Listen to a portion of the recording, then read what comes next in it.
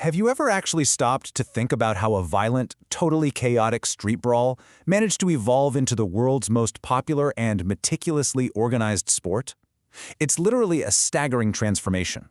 We're talking about a game that started with massive crowds of people essentially fighting over a ball in muddy fields, and somehow it conquered the globe, commanding billions of viewers and completely shaping modern culture. So how on earth did that happen?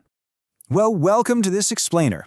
Today we're diving into a totally fascinating premise hidden right in the historical archives. You see, the spread of football wasn't just about some universal love for the game. It was actually fundamentally driven by the gears of industrialization and the massive expansion of the railways. As you'll see, we're going to explore exactly how train tracks, originally laid down for industry, became the very veins that pumped this sport across entire continents. Okay, let's dive into this. Here's our roadmap for today. First, the industrial game. Second, unifying the rules. Third, the coffee boom. Fourth, riding the rails. And finally, breaking the class barrier. All right, kicking things off with Section 1, the industrial game. Picture this. We're in 19th century Britain.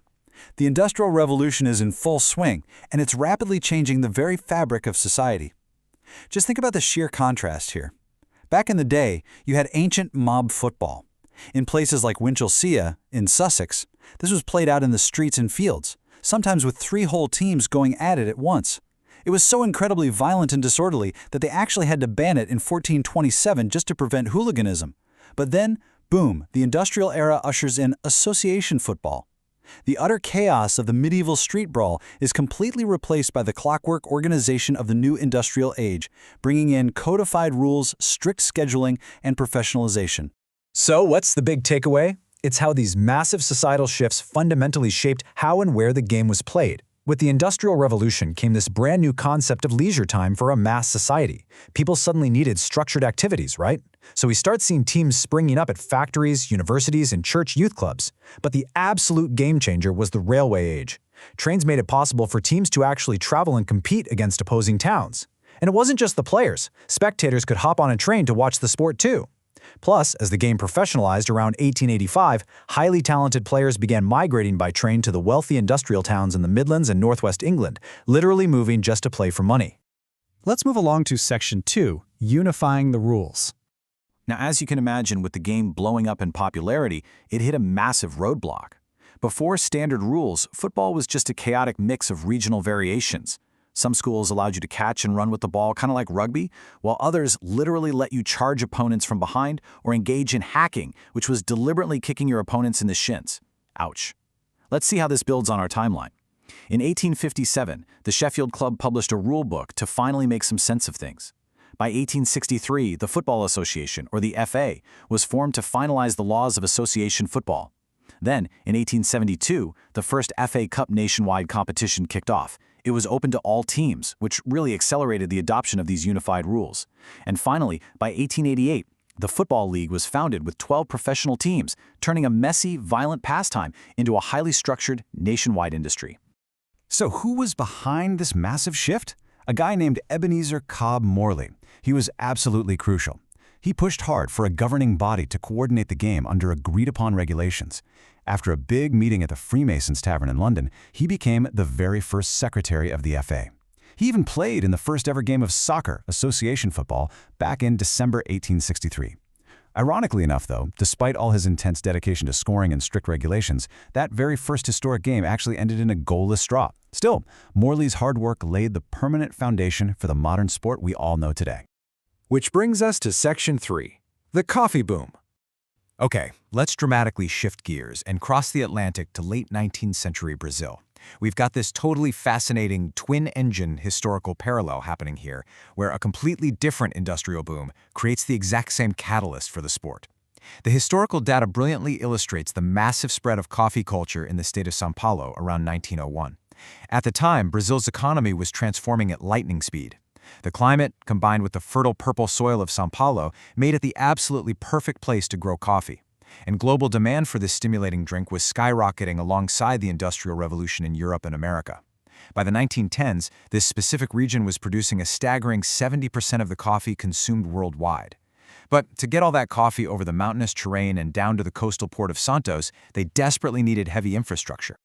And right here is our aha moment. Just look at these numbers side by side. You simply can't deny the parallel explosion happening here. In 1860, there were 0 kilometers of railway. Absolutely none.